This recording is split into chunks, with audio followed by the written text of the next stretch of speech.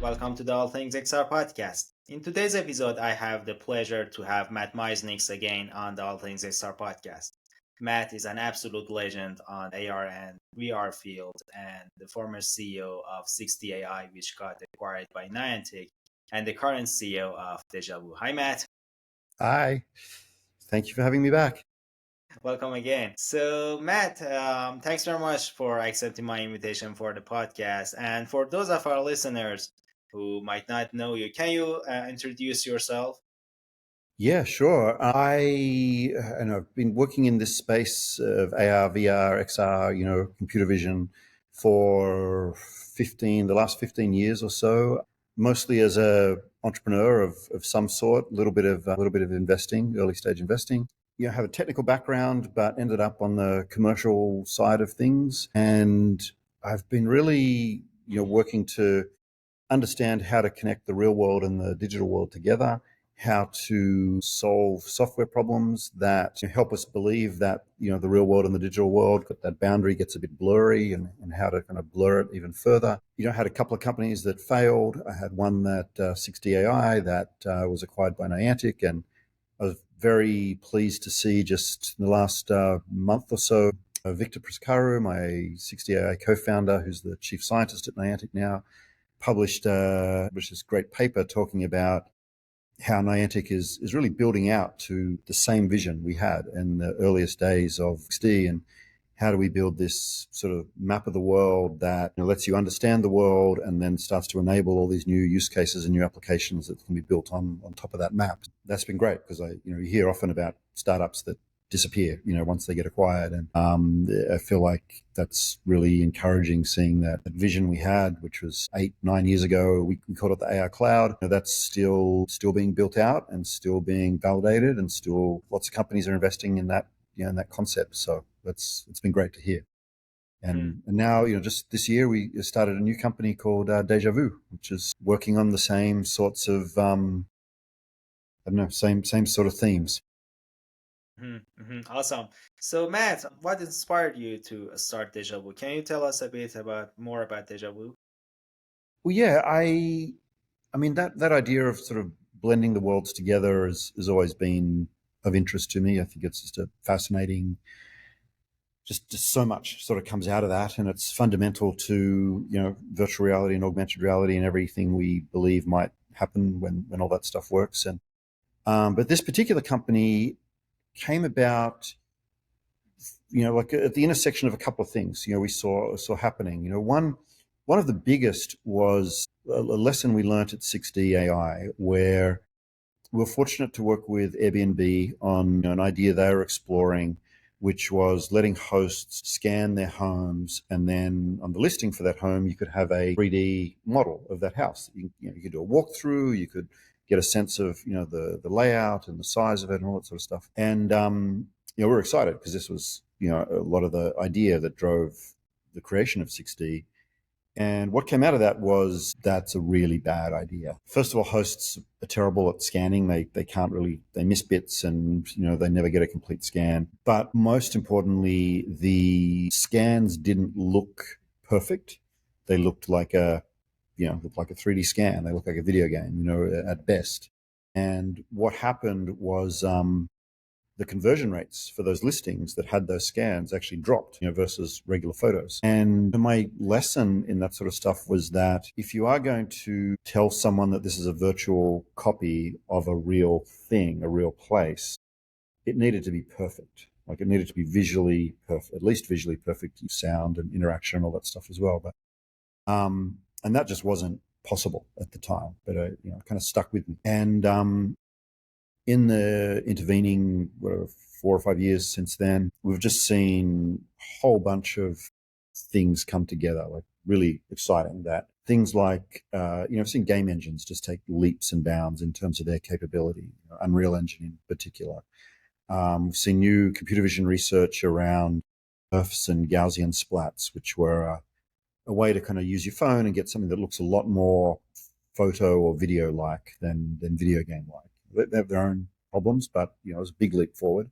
And we saw devices start to come to market that had enough pixels in front of your eye that it was, you know, indistinguishable. Like you couldn't see the pixels, you couldn't see the screen door effect, and that super high resolution displays kind of meant, you know, if you had a high enough quality image, like a photo or a video, you know, it looked real. It looked as real as something on a TV or on cinema. But there was still a problem, and that problem was, although definitely in cinema now you can create these virtual sets that are indistinguishable from reality. You know, most movies, like not just the Avengers or any of those sort of superhero ones, but just regular documentary type drama films, you know, the background might be a city from, you know, they need to de-age a city, and that might be New York in the 50s behind me, and that'll all be digital, and it's impossible to tell. It's not real. Like you can't tell where the physical set begins and the virtual set, or physical set ends and the virtual set begins. Although it was possible, the problem was it was still very compute intensive. And although the game engines were getting pretty close to that level of quality and being interactive, you needed like a super high end PC to run it. But to get something on a battery powered device, you know, whether it was a phone or a tablet or a headset with these high res displays, it just wasn't possible. So that problem, you know, was, I thought, interesting. If someone can solve that problem, then we can unlock a lot of use cases and kind of do a big leap forward in terms of, you know, the user experience of all these types of media and entertainment and, you know, e-commerce and all this stuff was there, simulations. And then about, you know, 2 or 3 years ago, I was introduced to my co-founder at Dejavu through John Gatter, who worked on the Matrix films, and we realized that he had invented. It was very similar to 6D, you know, with Victor, and that he had invented some technology that was quite amazing. And he was a very deeply technical person with no real strengths in communicating, you know, what that tech could do or how it would work or who it was for or how to sell it. And you know, I knew that was something I was kind of uniquely good at, and that because I had the background to kind of understand the tech and the commercial side to sort of explain it. And I thought, yeah, this is an interesting problem with a type of company that, you know, I'd had success with in the past, and we should give it a shot. So that was kind of the spark led to the foundation or the founding of Deja Vu. Awesome, awesome. So, Matt, you recently published a post which I recommend to anyone who's listening to this podcast, and you coined the new term cinematic reality. Can you tell us a bit more about that, what it is, and what the Deja Vu is trying to do with it?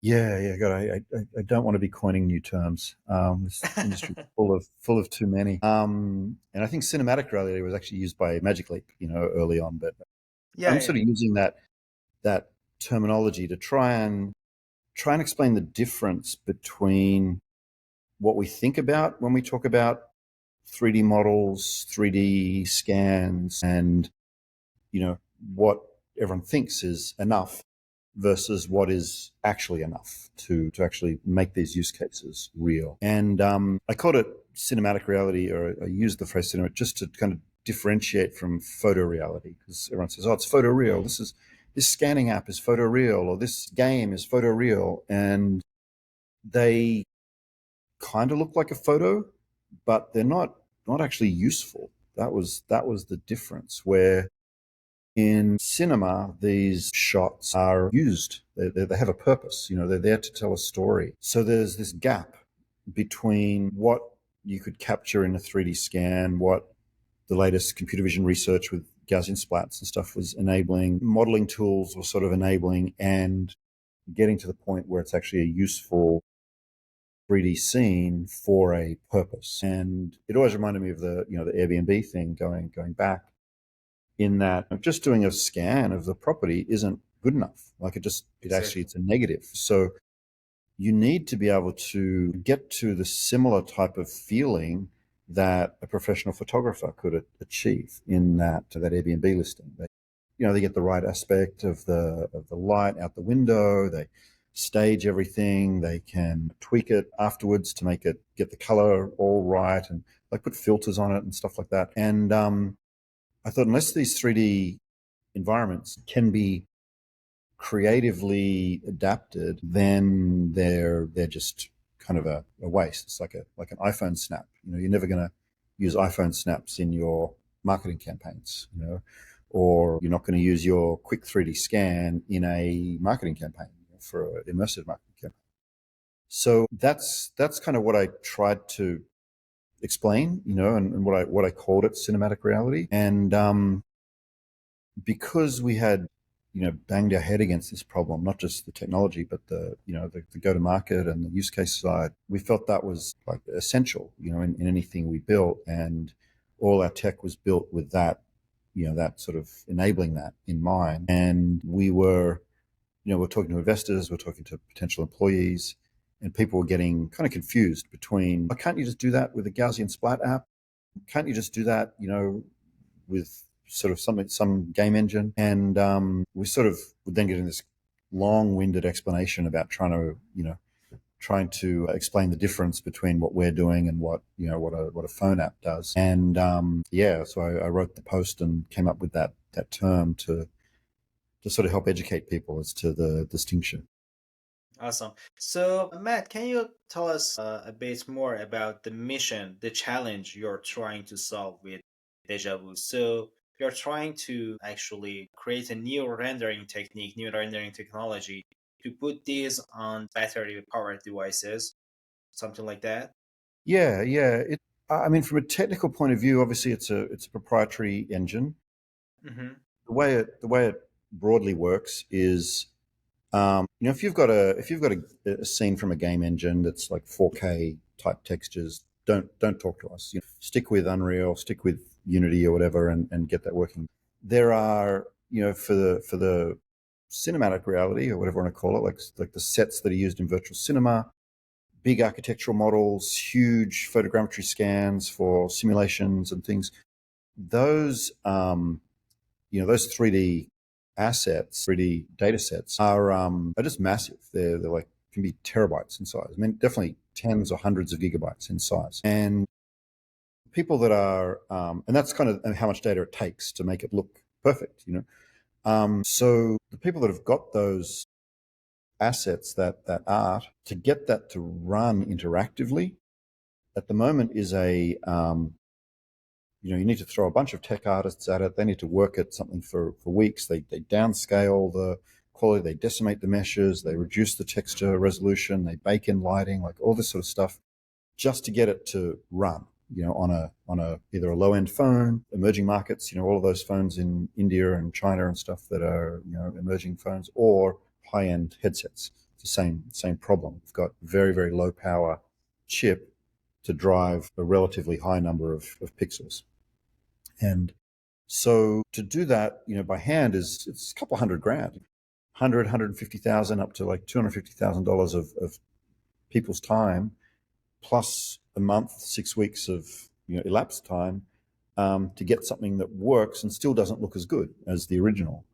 And so we solve that problem. We say, look, you may be a visual effects studio, you've developed some amazing thing for the Sphere in Las Vegas, or you've done some gigantic photogrammetry scan of a massive real estate development.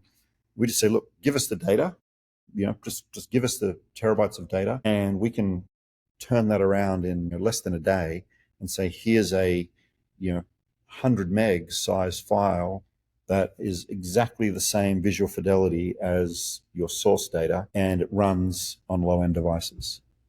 And Mm-hmm. that's kind of the problem we're solving.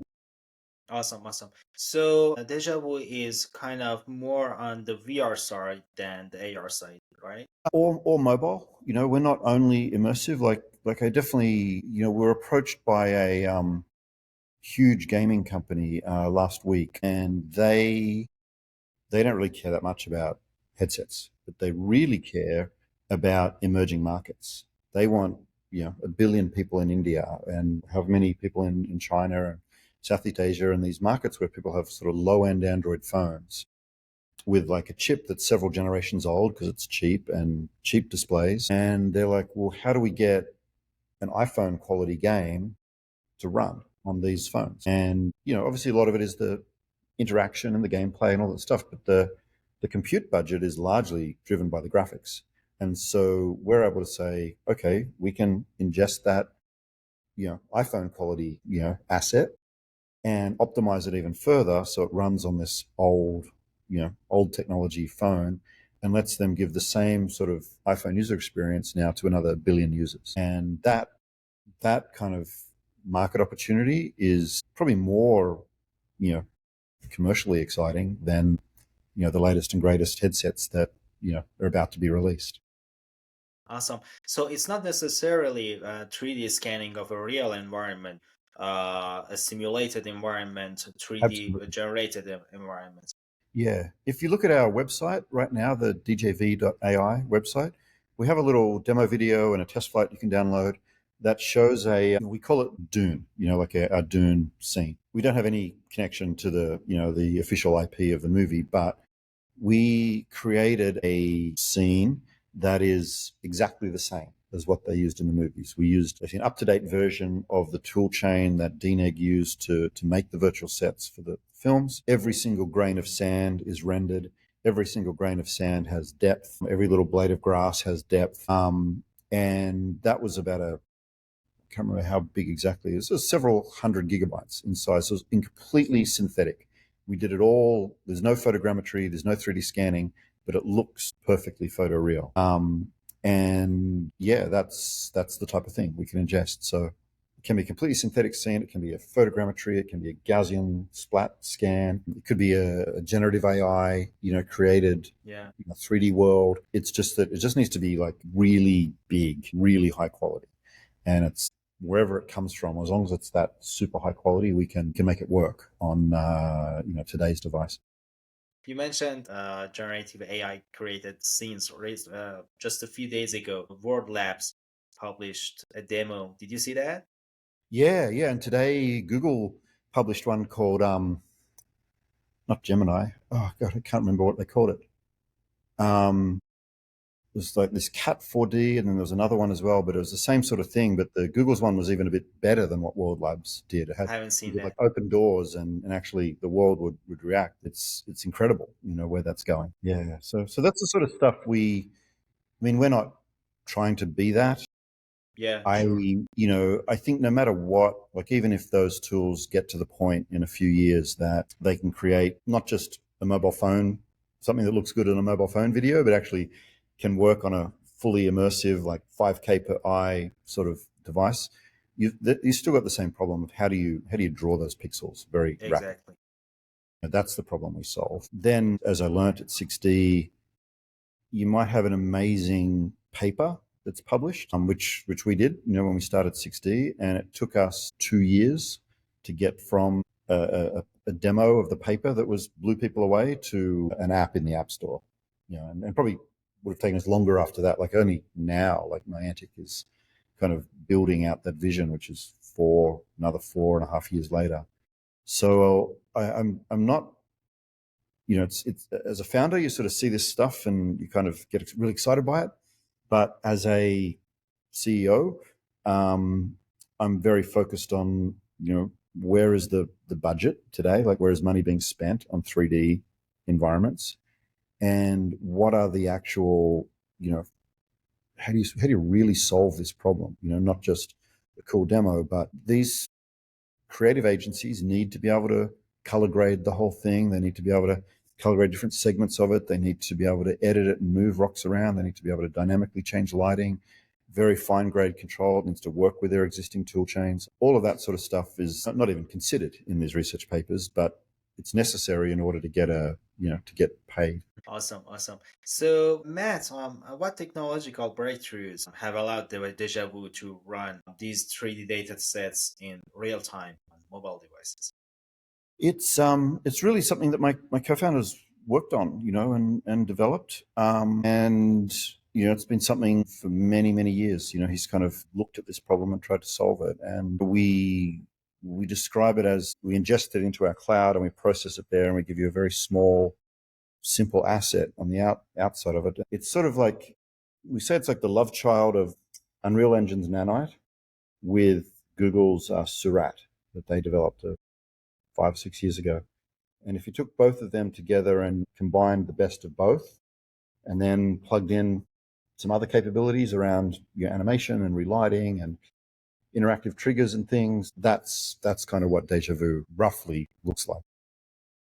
Awesome. So, Matt, again, on your blog post, you mentioned cinematic reality can create emotional connections with users. Can you elaborate more on that? Well, yeah. Well, I mean, our tech doesn't make it emotional. Like that's really the job of the storyteller. You know, the creative person has to decide. Okay, I've scanned this house. You know, this apartment behind me. How do I make it moody and romantic? You know, and we don't do that. We just sort of go, look, here's a bunch of levers and stuff that you can pull I see. to change the lighting, to make it dim, to make the fireplace work, to do all of those things that a cinematographer would do in a film to make it feel like a romantic place. Or they say, no, we want it to feel like energized and bustling, and you'd want the lights really bright, and you'd want a totally different look and feel to exactly the same scene. So that sort of fine-grained creative control doesn't yet exist in other tools. Like you can do it I see. in Unreal Engine for sure. You can do it in Houdini and all these types of VFX type tools. But doing that in Gaussian splats or in some of these generative AI tools, that's just kind of science project stuff at the moment. Awesome. So, besides gaming, what are the applications and use cases for cinematic reality that you're particularly excited about? Yeah, I actually think gaming is one of the least interesting use cases. Largely because games, like the visual quality of a game is usually just a minor aspect. It's the fun, it's the gameplay, it's the IP it's based on. Like all that stuff is what makes a game compelling more than just it looks pretty. But where the use cases where we're really getting earliest traction is in definitely real estate. Like high end real estate where they want a better experience, a better immersive experience than say Matterport can give. Matterport's kind of the only game in town at the moment. So we've been approached by a lot of, I've got 5 or 6 of those companies kind of already asking us and giving us test data and stuff. Then the next is visual effects studios. Generally, they've already created art for some other project, and they're like, oh, how do I make this thing I did for a film or thing I did for a ad campaign? How do I now make that like an interactive, immersive thing and reach a whole new audience? And so they're ready to go and they're keen to work with us. Then we've got kind of these are kind of the same, but we've got the hardware manufacturers are really interested in basically connecting their new devices to their media and content assets. So, I mean, I can't really give specific names or anything like that, but if you look at what, say, Apple did with Vision Pro and connecting it to Apple TV, and they've got now, they did that amazing thing with The Weeknd, that music video, immersive music video. They did that short film with the submarine and stuff. They did the dinosaur encounters. Like these are entertainment, media entertainment, not sort of gaming. There's a lot of people trying to understand how do I take a media library that I've got a partnership with or I own, and how do I turn that into something that's fully immersive in a 6 DOF way, not a 3 DOF 360 video way. And that's what we can do for them. Awesome, awesome. So, Matt, you partnered with A16Z program. Can you tell us more about that? Sure. Yeah, we're very, very fortunate to be invited to take part in their Speedrun Accelerator program. That's a new or reasonably new accelerator program, I guess, that their games fund has set up for the purpose of not really backing game studios, but backing technology companies that leverage technology that was traditionally from a game used to make games. So 3D engines and 3D graphics are obviously simple. That XR is part of that, and yeah, they really just invested some money, gave us access to all of the resources of TNZ for legal and recruiting and HR and just advice, fundraising advice. And the most valuable thing though is we got to meet or mingle with a whole bunch of other founders that were part of our cohort. I mean, to be honest, I expected that to be not very helpful for me. Like, dejavu is like my fourth startup now, and I've made a lot of mistakes already, and had a couple of things went right. But what was really impressive was that all the other founders were like repeat founders or reasonably senior executives that were starting a company, and there wasn't really anyone who was just like a new college graduate who was like, "Oh, I want to do a game company." It was really amazing the way they pulled that cohort together, and I think all of us were equally surprised that everyone else had you know quite a bit of experience, and we knew how to do the basics, and so you could sort of talk about go to market challenges or positioning or messaging type problems in a pretty good way. So would encourage anyone who's got the type of company that speedrun might look for to give it a shot, take a look. Awesome. So, Matt, you mentioned it's your fourth startup, I think. And just a personal question. What made you to start another startup? Because we all know the kind of stress, anxiety, challenges, and all these things. And you are a very successful founder, and you've exceeded your past startups. What made you to start this journey again? Well, two things. Firstly, you forget. I think. I mean, from what I understand, like when a woman has a baby, you kind of a couple of years go past and you kind of forget the pain, and it's you just remember the cute little baby. So I imagine it's similar to that. Yeah, I took 2 years off, and when I was thinking about doing this, I got excited by the idea, and we're just under a year into it now, and I'm like, oh my god, I forgot how hard this was. I forgot how stressful it was. But I mean, I've got two kids, and it's the difference between the first kid and the second kid. The first one, every time it coughs, you like drop everything and run across the house to see it's okay. Second kid, it can be like licking a knife, and you're like, don't worry, it's fine. And because you just kind of get you get better at knowing what to pay attention to and what not to. So it's still as difficult, but you're not personally as like whiplashed around as you were, in the earlier startups. So there was that, and then I 6D was a great exit. We did well, but I didn't buy my yacht and sail around the Mediterranean and any of that sort of stuff.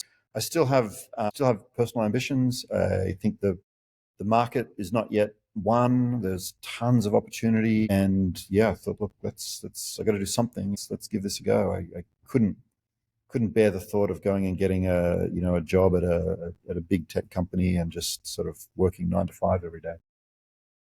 I see. I see. Great. Well, Matt, back to AR and VR stuff. What are the most significant trends currently shaping in AR and VR industry that excites you the most? Well, in my sort of little world of the areas I look at, it's you can't even with 6D AI, like AI is really, it's like a cliche to say it, but specifically the it's exciting to see recently in the last maybe 3 months, like so much of like so much of the research kind of shifting from away from text and 2D images, and now we're getting into 3D. And the two sides of that coin are creating 3D and then understanding the world in 3D. That stuff, and that's applies to robotics and drones and autonomous vehicles just as much as it does to AR VR. But I'm excited just to see that potential and those breakthroughs just keep happening and happening and happening. And then the other one that's excited me was definitely Meta demonstrating their Orion glasses, which were their see-through glasses. Not because it's like, hey, it's finally happening, but I think people's expectations with the Apple Vision Pro were way higher than Apple's own expectations for that device. When it didn't turn into the next iPhone, like a lot of the press, a lot of the investors, a lot of just general enthusiasts, I think we're getting a little bit like let down or disillusioned, and like folks like us have been disillusioned every year. So it wasn't a surprise. But Facebook coming out or Meta coming out and saying, look, here's a genuinely advanced the state of the art. We have, shown that our commitment to this space is not wavering. It's not just like money down the drain. This is something that, oh my God, it actually, isn't some giant helmet that you put on your head. It kind of, you can sort of see how you get from Orion to these. That was, just a good thing for me to see. So those two developments, I think I'm viewing it as sort of long term, the most interesting. Awesome. So, Matt, you have a very famous quote that AR is UI for AI. Yeah, I Yeah. How do think you I called see that that one. quote I now? think that was Yeah. How do you see that statement after all these AI more and advancements more and more nowadays? true. Yeah, just more and more true. Like I just, it's like everything. Like when I came up with that little phrase, it was because in my head, everything that's happening now, I could, that was kind of my. I wasn't describing at the time what was going on. I was describing like today and tomorrow. In that, ultimately AR. I mean, it is a user interface. It's not a market. It's not a product. It's a type of interface to, of between the digital world and the real world.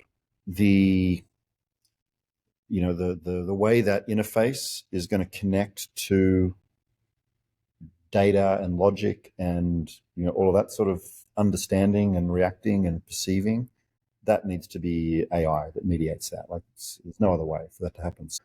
In that way, things like Meta's Ray-Bans with their version of Siri in it, you can say, "What am I looking at?" and it'll have a go at telling you, what it is you're looking at, and it's that type of stuff where the AR and AI really start to become like front end and back end of of these products. So, Matt, in your opinion, what are the biggest barriers for widespread adoption of AR and VR technologies? I don't think they've changed in the last decade. We just need a successful consumer device, hardware device, and I think Meta's Ray-Bans have certainly shown that you can have a very commercially successful product if you get the fashion side of it right. We're seeing Orion, and even Vision Pro kind of show that all the pieces exist.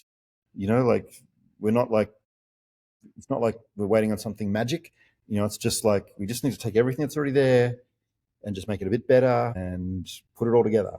And so that line of sight is there. I still think it's several years before we get there, but that's until that happens. This space is the challenge as an entrepreneur is don't try and build a consumer hit product. Focus on enterprise, focus on deep tech, maybe gaming on Quest. You might get lucky with a hit, but yeah, like a regular consumer product, that's a difficult target to hit. I see, I see, I see. Totally agree. So, Matt, what is your long-term vision for Dejavu, and what are your long-term goals for the company? Look, we want to build the matrix. We want to build the whole, but not in a bad way. But no, I definitely think that, if you can just, if we can sort of make this possible and we start hosting a lot of these photoreal or cinematically real places and spaces, and we get to thousands, millions of these places that you can just jump from one to the next, like the way you might switch between one Roblox game and the next Roblox game, jump between these things.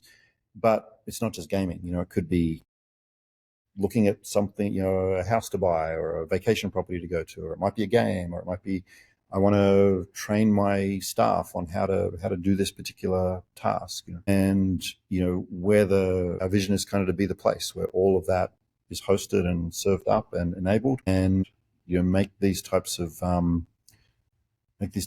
experiences and use cases possible.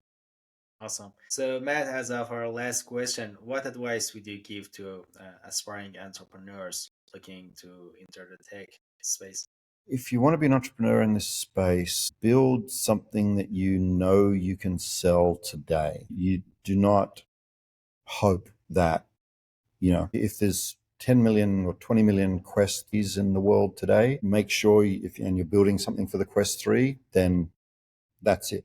Don't expect there to be 100 million Quests. If you are building something for, you got to develop a kit for like Snap's new spectacles or Orion, don't expect that product to be in the market. So you've got to you've really got to think, like, what can I sell today, and not get excited about the future. Yeah, yeah, totally agree. I myself have fallen for that mistakes. We all have, because the future's so seductive and so exciting. Exactly, exactly. Usually it's further away than whatever runway you have for your company. Yeah, yeah, yeah, totally agree. Well, Matt, it was an honor to have you again on the All Things XR podcast. Thank you very much. Thank you for having me. It's always a pleasure.